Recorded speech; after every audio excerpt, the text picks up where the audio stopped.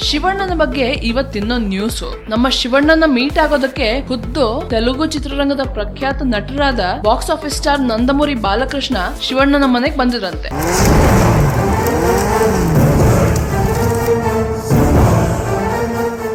ಶಿವಣ್ಣ ಇನ್ ತೆಲುಗಲ್ಲೂ film ಮಾಡ್ತಾ ಇದಾರ ಅಂತ ಯೋಚನೆ ಮಾಡ್ತಾ ಇದ್ದೀರಾ?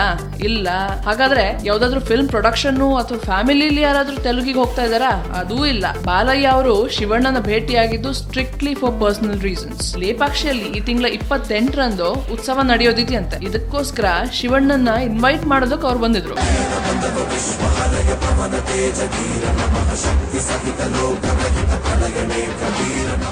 ಯಾವಾಗಂತೆ ಶಿವಣ್ಣ ಪೊಲೈಟ್ ಆಗಿ ಡೀಸೆಂಟ್ ಆಗಿ ಅತಿಥಿಗಳನ್ನ ಸತ್ಕರಿಸಿ ಬಂದೇ ಬರ್ತೀನಿ ಅಂತ ಹೇಳಿ ಬಾಲಯ್ಯನ ಕಳಿಸಿದ್ದಾರೆ. ನೋಡಿ, ಎಲ್ಲಾ ಇಂಡಸ್ಟ್ರಿಯವರು ಶಿವಣ್ಣನ ಎಷ್ಟು ರೆಸ್ಪೆಕ್ಟ್ ಮಾಡ್ತಾರೆ ಅಲ್ವಾ? ನಿಮ್ಗೆ ಇವತ್ತು ಈ ಸುದ್ದಿ ಕೇಳಿ ಖುಷಿಯಾಗಿದ್ರೆ ಈ ಸ್ಟೋರಿಗೆ ಲೈಕ್ ಮಾಡಿ, ಕಮೆಂಟ್ ಮಾಡಿ. ಕನ್ನಡ ಚಿತ್ರರಂಗ ಹೀಗೆ ಬೆಳೆಯೋದನ್ನ ನೋಡೋದಕ್ಕೆ ಸ್ಯಾಂಡಲ್ವುಡ್ ಸೆಂಟ್ರಲ್ಗೆ ಸಬ್ಸ್ಕ್ರೈಬ್ ಕೂಡ ಮಾಡಿ.